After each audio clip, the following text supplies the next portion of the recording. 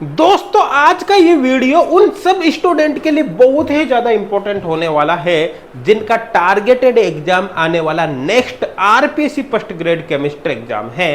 तो यदि आप इससे रिलेटेड स्टूडेंट हैं तो आपके लिए ये वीडियो बहुत ही ज्यादा इंपॉर्टेंट होने वाला है। दोस्तों आज की दुनिया में सिलेक्शन लेना इतना आसान काम नहीं है, क्योंकि आपको पता है कंपटीशन बहुत ही ज्यादा है। तो आज की दुनिया में केवल हार्ड वर्क करके सिलेक्शन नहीं लिया जा सकता, केवल स्मार्ट वर्क करके भी सिलेक्शन नहीं लिया जा सकता। जब आप हार्ड वर्क के साथ साथ स्मार्ट वर्क करोगे तो ही सिलेक्शन के चांस बनते हैं, अदरवाइज सिलेक्शन के चांस नहीं बनते हैं। तो दोस्तों जो डिफरेंट टाइप की वीडियोज हम आपको प्रोवाइड कर रहे हैं ताकि केमिस्ट्री स्टूडेंट का आरपीएससी फर्स्ट ग्रेड में सिलेक्शन के चांस बढ़ जाए, उन्हीं में से एक ये वीडियो अब आपके सामने आने वाला है। यहाँ पर हम बेसिकली बात करेंगे आरपीएससी फर्स्ट ग्रेड केमिस्ट्री के न्यू एग्जाम पैटर्न के बारे में, है ना। यहाँ पर हम पेपर फर्स्ट की भी बात करेंगे, पेपर सेकंड की भी बात करेंगे, A to Z सब कुछ यहाँ पर हम बताने वाले हैं। देखो नॉर्मल एग्जाम पैटर्न हर स्टूडेंट को पता हो सकता है, लेकिन यहाँ पर हम नॉर्मली बात नहीं करेंगे, ऐसे नहीं करेंगे पेपर फर्स्ट इतने मार्क्स का है, पेपर सेकंड इतने मार्क्स का है, छोटी छोटी बातों के बारे में बात नहीं करेंगे, बल्कि एक छोटे से छोटे पॉइंट को भी यहाँ पर डिटेल में एक्सप्लेन करने की कोशिश करूंगा। इसका बेनिफिट एक्चुअली क्या होगा कि आप जो मेन एग्जाम में गलतियां कर सकते हैं उन गलतियों की मतलब उससे रिलेटेड प्रैक्टिस आज से ही आप करोगे, तो ऐसा करने से फिर आप किसी भी प्रकार की गलतियां नहीं कर पाओगे। तो सीधी सीधी बात है, अगर प्रैक्टिस आपकी अभी से ही उस लेवल की होगी तो फिर आपके सिलेक्शन के चांस ऑटोमेटिक ही बढ़ जाएंगे। तो यहाँ पर अपन शुरू करते हैं वन बाय वन। देखो सबसे पहले तो कुछ बेसिक पॉइंट्स के बारे में यहाँ पर हम बात कर लेते हैं। देखो आपका जो आरपीएससी फर्स्ट ग्रेड केमिस्ट्री का एग्जाम होगा भाई, वो ऑफलाइन में मोड में होगा कि एग्जाम के अंदर ये पेपर के अंदर जो क्वेश्चन होंगे एमसीक्यू टाइप मतलब मल्टीपल चॉइस क्वेश्चंस होंगे।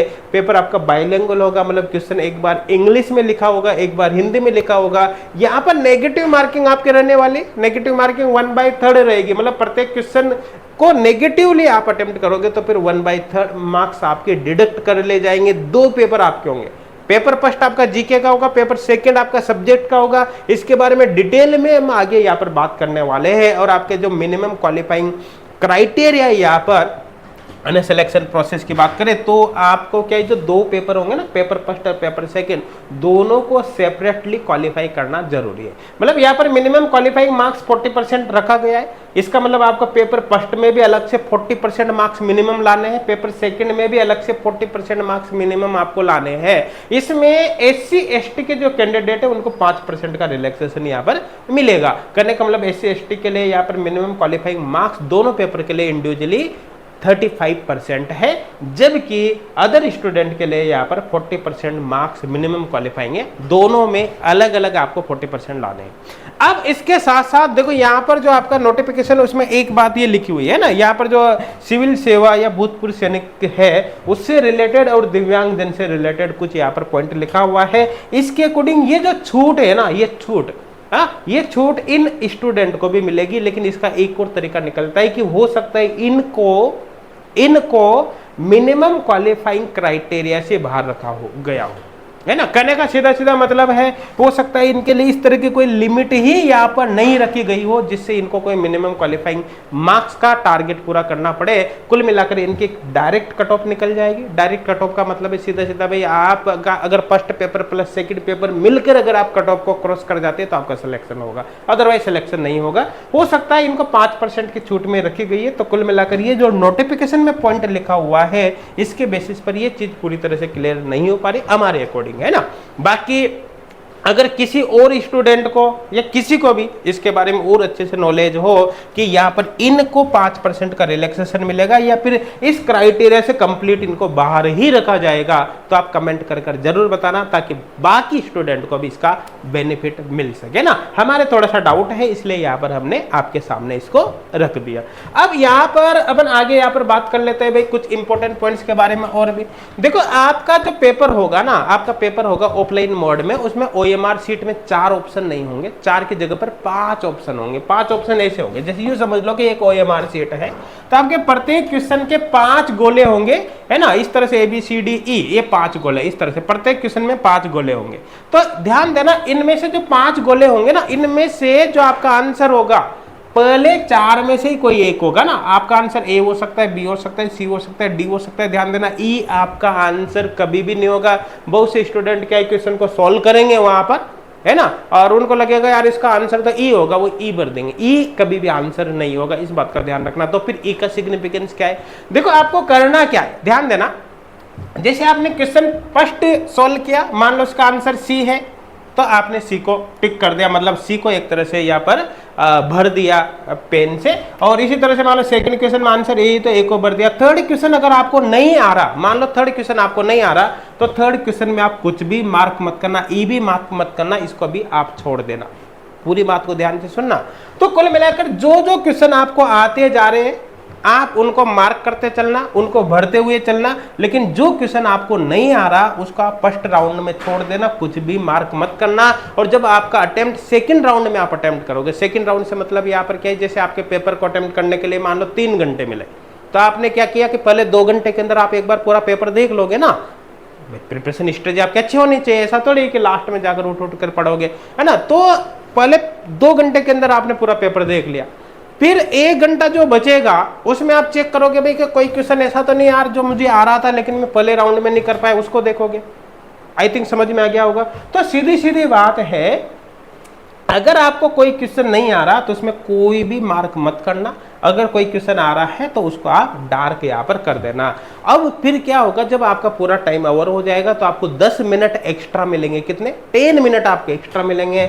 जो क्वेश्चन आपको नहीं आ रहा, जिसको आपने अटेम्प्ट ही नहीं किया, उसका फिर आप यहाँ पर ई गोला डार्क कर देना। आपको क्या करना है? ई गोला यहाँ पर डार्क करना है ना, क्योंकि यहां पर कंडीशन रखी गई है भाई, अगर आपने कोई भी ऑप्शन नहीं भरा, ध्यान देना, कोई भी नहीं भरा, A B C D E पूरा खाली रख दिया, तो ऐसे केस में उसको नेगेटिव काउंट किया जाएगा, मतलब उसकी नेगेटिव मार्किंग होगी 1/3, है ना। इसलिए आपको बिल्कुल खाली बिल्कुल नहीं छोड़ना। अगर कोई क्वेश्चन आ रहा हो तो ए बी सी डी में से टिक कर दो, नहीं आ रहा हो तो फिर उसका ई भरना है, लेकिन ई आपको लास्ट में भरना है। मैंने आपको बताया ना, पूरा पेपर होने के बाद 10 मिनट एक्स्ट्रा मिलेंगे। उसका बेनिफिट क्या होगा? उसका बेनिफिट ये होगा कि हो सकता है कि लास्ट टाइम में आपको लगे करने इसका आंसर तो सी होगा, लेकिन आपने पहले अगर ई भर दिया तो भाई पेन से भरा जाएगा, वो मिटेगा नहीं, है ना। तो फिर आपका क्वेश्चन ऐसे भी गलत हो जाएगा।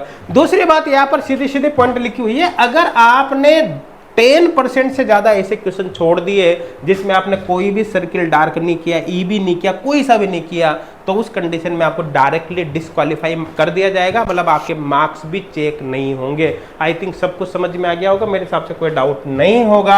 यही सारे के सारे पॉइंट यहाँ पर लिखे हुए हैं, एक बार चाहो तो इसको आप रीड करके देख सकते हो, वीडियो को पॉज करके समराइज फॉर्म में मैंने यहाँ पर आपको डायरेक्टली एक्सप्लेन कर दिया। आई थिंक क्लियर हो गया। तो सीधी सीधी बात यहाँ पर क्या ध्यान रखनी है भाई, आपको 5 में से जो भी आपका 4 में से एक ऑप्शन सही आपको लगता है उस पर टिक करना है।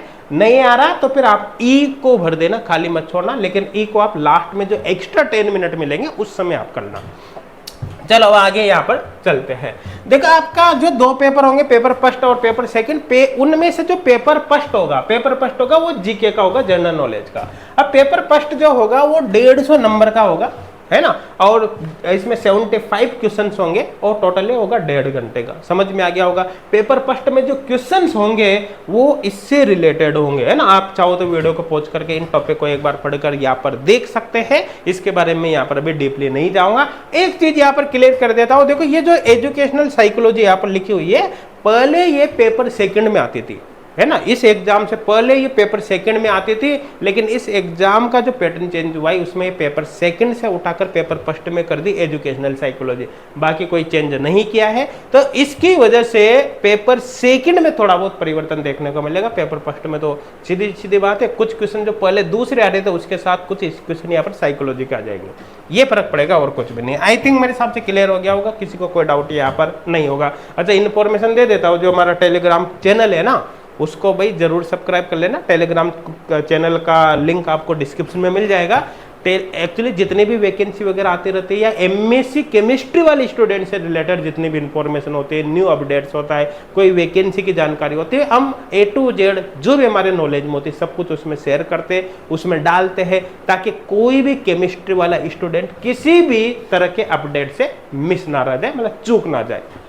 तो टेलीग्राम चैनल को जरूर ज्वाइन कर लेना, डिस्क्रिप्शन में आपको लिंक मिल जाएगा ना। अब बात कर लेते हैं यहाँ पर पेपर सेकंड के बारे में। देखो पेपर सेकंड होगा वो आपका सब्जेक्ट का होगा, है ना। आप केमिस्ट्री के स्टूडेंट है तो जाहिर सी बात है पेपर सेकंड आपका केमिस्ट्री का ही होगा।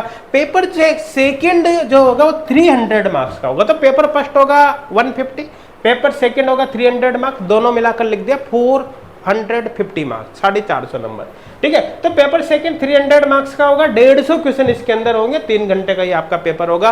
पेपर सेकंड में क्या सारे क्वेश्चन केमिस्ट्री के होंगे? नहीं भाई, ऐसा नहीं। पेपर सेकंड में 150 में से 150 में से 130 क्वेश्चन आपके केमिस्ट्री के होंगे और 20 क्वेश्चन आपके अदर क्वेश्चन होंगे, मतलब केमिस्ट्री के अलावा, है ना। अब यहां पर मैं बता देता हूं, एक्चुअली ये जो क्राइटेरिया है ये पिछली बार का है, अभी इन्होंने क्लियर नहीं किया एग्जैक्टली कि कितने क्वेश्चन किसके होंगे, है ना। ये क्राइटेरिया पहले का था जब पेपर सेकंड में ही साइकोलॉजी भी इंक्लूड थी, उस समय ऐसा था। तो अभी क्या किया, साइकोलॉजी को पेपर सेकंड में से हटाकर पेपर फर्स्ट में डाल दिया, है ना। तो ऐसे केस में हो सकता है 19-20 यहाँ पर परिवर्तन हो जाए, ऐसा हो जाए कि यार अब इसमें साइकोलॉजी के क्वेश्चन नहीं आएंगे तो सब्जेक्ट का वेटेज और बढ़ा दिया, तो 130 की जगह पर यहाँ पर 135 क्वेश्चन कर दे, 140 क्वेश्चन कर दे और इसके क्वेश्चन यहाँ पर 10-15 क्वेश्चन रह जाए, है ना। ऐसा हो सकता है, लेकिन उसके चांस कम है, ज्यादा फर्क नहीं पड़ेगा। कुल मिलाकर सीधी सीधी बात है कि 150 में से मिनिमम टू मिनिमम 130 क्वेश्चन तो आपके केमिस्ट्री के रहने वाले हैं और इसके 20 क्वेश्चन आपके मैक्सिमम टू मैक्सिमम इसके 20 क्वेश्चन आएंगे ना। तो ये 20 से कम हो सकते हैं, ये 130 से ज्यादा हो सकते हैं, लेकिन इसका रिवर्स कभी भी नहीं होगा, ये आप फिक्स मान लेना। अब जो आपके केमिस्ट्री के क्वेश्चन आएंगे उनमें देखो क्वेश्चन सीनियर सेकेंडरी लेवल के भी होंगे, है ना। यहाँ पर ग्रेजुएशन लेवल के क्वेश्चन भी होंगे और पीजी लेवल के भी होंगे, पोस्ट ग्रेजुएशन लेवल के भी। तो कुल मिलाकर सीधी सीधी बात है, सब्जेक्ट के क्वेश्चन आपके सीनियर सेकेंडरी मतलब 11th-12th स्टैंडर्ड, बीएससी स्टैंडर्ड और एमएससी स्टैंडर्ड के क्वेश्चन होंगे। और बाकी जो ये 20 क्वेश्चन होंगे ना, ये आपके इस पार्ट से रिलेटेड होंगे ना। यहाँ पर देख सकते हो आप पेडालॉजी वगैरह, टीचिंग लर्निंग मटेरियल एटसेट्रा, इससे रिलेटेड यहाँ पर होने वाले हैं। आई थिंक क्लियर हो गया होगा। अब दोस्तों यहाँ पर एक बात ध्यान देना, आपके केमिस्ट्री के जो क्वेश्चन आएंगे ना, इसमें तीनों लेवल कवर होने चाहिए। कौन कौन से? 11th-12th standard. अब देखो बहुत से स्टूडेंट का, जैसे अब बहुत से ऐसे लोग होते हैं जो 11th-12th को काफी लंबे समय से पढ़ा रहे होते हैं, तो उनका ये पार्ट काफी स्ट्रांग होता है, लेकिन उनका ग्रेजुएशन नहीं होता, उनका पीजी नहीं होता, तो ऐसे केस में उनके सिलेक्शन के चांस ऐसे ही खत्म हो जाते हैं। कई स्टूडेंट ऐसे होते हैं जो नेट गेट के अच्छे से प्रिपरेशन कर रखे होते हैं और नेट गेट क्वालिफाई भी कर लेते हैं, उसके बावजूद भी उनका सिलेक्शन नहीं होता। उनका सिलेक्शन नहीं होने का जो मेन रीजन होता है ना, वो बेसिक्स होता है, क्योंकि नेट गेट में हाई लेवल का तो अच्छे से कवर कर लेते हैं, लेकिन बेसिक्स फिर भी उनके कहीं ना कहीं वीक ही रह जाते हैं, डामाडोल हो जाते हैं। ऐसे केस में उनका भी सिलेक्शन रुक जाता है। तो कुल मिलाकर फाइनली सिलेक्शन किन स्टूडेंट का होता है? जो चाहे नेट गेट क्वालिफाई हो, चाहे वो शुरू से टीचिंग लाइन में हो, जो भाई अच्छे से प्रिपरेशन कर लेता है, हर लेवल को कवर करता है, तभी सिलेक्शन होता है, अदरवाइज सिलेक्शन नहीं होता। देखिए स्पेशली केमिस्ट्री के लिए तो आप एच गोल्ड क्लासेज एप्लीकेशन पर अवेलेबल फ्री ऑनलाइन कोर्स की भी हेल्प ले सकते हो। ध्यान देना, एच गोल्ड क्लासेज एप्लीकेशन पर जो फ्री ऑनलाइन कोर्स है, यहाँ पर आप देख सकते हैं, ये जो फ्री ऑनलाइन कोर्स है, इसको तो भाई आप जरूर ज्वाइन कर लेना, इसको तो बिल्कुल भी मिस मत करना। इसको ज्वाइन करने के लिए तो आपको 1 रुपया भी पे नहीं करना। और इस फ्री ऑनलाइन कोर्स के अंदर आपको जो कंटेंट मिलेगा चैप्टर्स का, जैसे मान लो थर्मोडायनेमिक्स आपने उठा ली, तो इसमें वही 11th-12th स्टैंडर्ड की भी मिलेगी, ग्रेजुएशन लेवल की भी मिलेगी और पीजी लेवल की भी मिलेगी। सारा लेवल डिक्टो यहाँ पर कवर मिलेगा, हर लेक्चर काफी डिटेल में मिलेगा। और इसको ज्वाइन करने के लिए आपको सिंगल 1 रुपया भी पे नहीं करना, ठीक है ना। बस इसमें आपको टेस्ट सीरीज नहीं मिलेगी, आप इसमें क्वेश्चन बैंक आपको नहीं मिलेगा, तो उसका आपको अलग से प्रैक्टिस करनी पड़ेगी। आप सेल्फ स्टडी कर रहे हो तो किसी बुक्स वगैरह से प्रैक्टिस कर सकते हो, कोई दिक्कत वाली बात नहीं है। या फिर अगर आप थोड़ा सा अमाउंट पे कर सकते हो तो एच गोल्ड क्लासेज एप्लीकेशन पर आपको टेस्ट सीरीज और क्वेश्चन बैंक अलग से मिल जाएगा, उसको आप ज्वाइन कर सकते हैं। और छोटी सी अमाउंट पे कर सकते हो तो फिर आप पेड कोर्स पर जा सकते हो। आरपीसी फर्स्ट ग्रेड केमिस्ट्री का जो कंप्लीट कॉम्बो कोर्स है, जिसके अंदर वीडियो लेक्चर भी, क्वेश्चन बैंक भी, ऑनलाइन टेस्ट सीरीज भी, मात्र 3499 का आपको मिल रहा है। और अगर आप इसको दिवाली ऑफर में ही बाई कर लेते हो तो आपको 2274 रुपए में ही मिल जाएगा। इतनी कम अमाउंट में आपको पूरा का पूरा कोर्स मिल जाएगा, जिसमें आपको 11th-12th standard, senior secondary level और 11th-12th बीएससी और एमएससी लेवल कंप्लीट आपको देखने को मिलेगा, पूरा सिलेबस देखने को मिलेगा। ठीक है। और अदर इंफॉर्मेशन के लिए हेल्पलाइन नंबर पर आप कांटेक्ट कर सकते हैं। चलो आप पेड कोर्स पर जाओ या नहीं जाओ कोई दिक्कत वाली बात नहीं, लेकिन आपको फ्री कोर्स तो जरूर ज्वाइन कर लेना है, क्योंकि फ्री कोर्स के अंदर भी आपको ऑलमोस्ट कंप्लीट सिलेबस मिलेगा। बस डिफरेंस क्या है, इसके अंदर टेस्ट सीरीज नहीं है और इसके अंदर क्वेश्चन बैंक नहीं है, और इसके अंदर जो लेक्चर है ना वो ऑलरेडी डिटेल में है, लेकिन वो प्रीवियस बेच के, वो करंट बेच के नहीं है, क्योंकि करंट बेच के लेक्चर तो किस में है, पेड कोर्स में। आई थिंक क्लियर हो गया होगा, है ना। तो ये थी सारी इंफॉर्मेशन, मेरे हिसाब से सारी की सारी जानकारी यहाँ पर आपके समझ में आ गई होगी। अब मुझे नहीं लगता सिंगल डाउट भी आपके दिमाग में होगा, लेकिन फिर भी अगर किसी प्रकार का डाउट हो, किसी प्रकार की जानकारी आपको चाहिए, तो कमेंट सेक्शन में जरूर बताना। हाँ, पूरी कोशिश करेंगे आपके कमेंट का रिप्लाई करने की, आपकी हर प्रॉब्लम को सॉल्व करने की। Thank you.